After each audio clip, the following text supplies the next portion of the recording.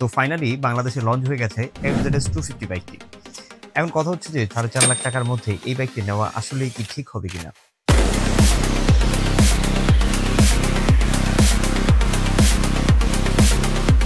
পচা খাবার আপনি প্লেটে যত সুন্দর করেই প্রেজেন্টেশন করেন না কেন, সেটা কিন্তু পচাই।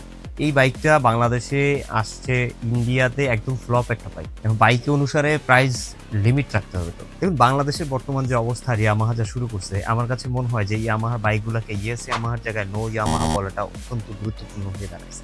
ইয়ামাহা আমার কাছে সবচেয়ে ভালো লাগা একটা ব্র্যান্ড ছিল, সবচেয়ে ভালো লাগা বাইক ছিল ইয়ামাহার। প্রায় প্রত্যেকটি বাইকই আমি কম বেশি রাইড করেছি এবং ইয়ামাহার বাইক কেনার প্রতি আমারও একটা ঝোঁক ছিল। বাট আনফর্চুনেটলি ইয়ামাহার এই যে প্রাইস, যে বিষয়গুলি, এখন MT-50 বাইকটা বের হয়েছে আজ প্রায় কত বছর, এর কোনো প্রাইসের কোনো ডিফারেন্ট হয় নাই।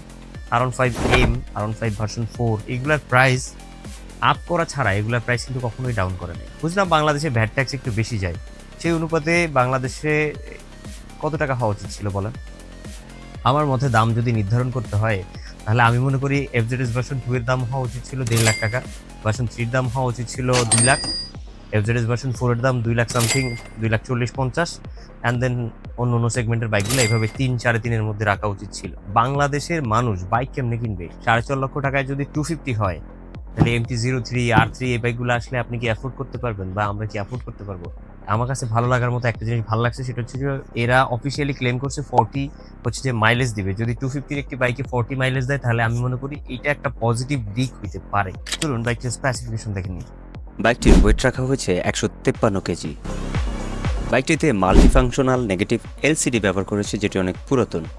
এরপরে আপনি যেটা পাচ্ছেন DVI ফাংশনাল LED HD, অর্থাৎ লাইটের একটা ম্যানেজমেন্ট করা হয়েছে। এরপরে একটা জিনিস পরিবর্তন করা হয়েছে, সেটি হচ্ছে যে সাইলেন্সারের মাফলার, এবং আরেকটা জিনিস আছে সেটি হচ্ছে কাট অফ সুইচ, যেটি সাইড স্ট্যান্ড দেওয়া থাকলে ইঞ্জিনে স্টার্ট করবে না। 140 মিলিমিটার ওয়াইডার টায়ার পেয়ে যাবেন বাইকটিতে, এবং আপনি বাইকটিতে পেয়ে যাবেন ডুয়েল চ্যানেলের ABS, এবং 282 মিলিমিটার পাবেন ফ্রন্টে এবং রেয়ারে পাবেন 220 মিলিমিটার। 7 স্টেপ অ্যাডজাস্টেবল মনোশক্স বা মনোক্রস সাসপেনশন পেয়ে যাচ্ছেন, এবং BS VI কমপ্লিট 249 সিসির এই বাইকটিতে এয়ার কুল ইঞ্জিন পেয়ে যাচ্ছেন, এবং সর্বশেষ ইঞ্জিন অয়েলটি ইউজ করতে হবে 10W40 গ্রেডের ইঞ্জিন অয়েল, যেটি রিকমেন্ড করছে। আপনি চাইলে এই গ্রেডের অন্য কোনো মোবিলও ইউজ করতে পারেন।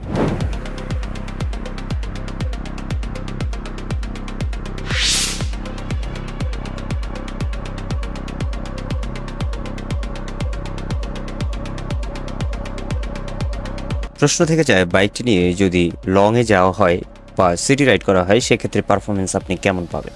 যেহেতু হায়ার সিসি এবং ইঞ্জিনটি যথেষ্ট পরিমাণ বড় এবং অয়েল কুল ব্যবহার করা হয়েছে, সেহেতু হাইওয়ে রাইডিংয়ে আপনি যথেষ্ট ভালো একটি এক্সপিরিয়েন্স পাবেন এবং সিটি রাইডের জন্য যথেষ্ট ভালো একটি টর্ক পাবেন।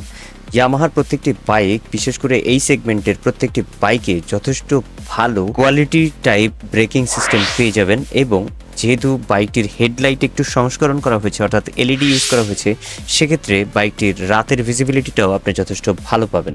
সব মিলিয়ে বাইকটি যদি রিভিউর দৃষ্টিকোণ বা রাইডিং দৃষ্টিকোণ থেকে কথা বলি, তাহলে যথেষ্ট ঠিকঠাক আছে, তবে প্রাইজের ক্ষেত্রে এই জিনিসটা যথেষ্ট পরিমাণ হতাশ করে দিচ্ছে।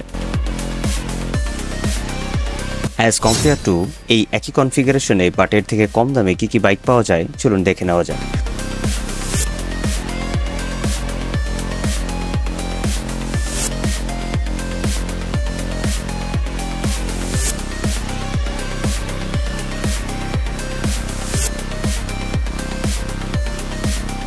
আমার কাছে মনে হচ্ছে লুকসের ক্ষেত্রে আমার টোটালি বাইকটি পছন্দ হয় নাই। স্পেসিফিকেশনের ক্ষেত্রে বাইকটি তাও আমার কাছে তেমন একটা পছন্দ হয় নাই। যারা ইয়ামাহা লাভার আছে তারা অনেকেই বলবে যে আসলে ভাই আপনি হয়তো বা ইয়ামাহার সম্পর্কে আপনার কোনো ধারণা নেই। অনেকেই বলতেছে ভাই বাইকের আপনি কন্ট্রোলিং দেখলে মাথা খারাপ হয়ে যাবে, টপ দেখলে মাথা খারাপ হয়ে যাবে, অ্যাক্সেলারেশন গতি অনেক বেশি। ভাই 250 সিসির বাইকে এগুলো থাকাটা স্বাভাবিক।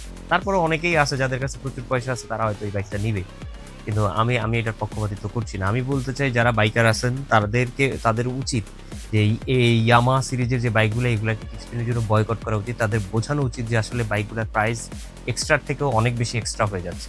যাই হোক, আমার চ্যানেলে বাইক রিলেটেড সবসময় ভিডিও থাকে, সবসময় আপনারা দেখেন, আপনারা সাপোর্ট করেন, এটা আমার কাছে অনেক ভালো লাগে। তবে নতুন যারা এসেছেন আমার চ্যানেলটিকে সাবস্ক্রাইব করবেন, এটি আপনাদের কাছে অনুরোধ থাকলো।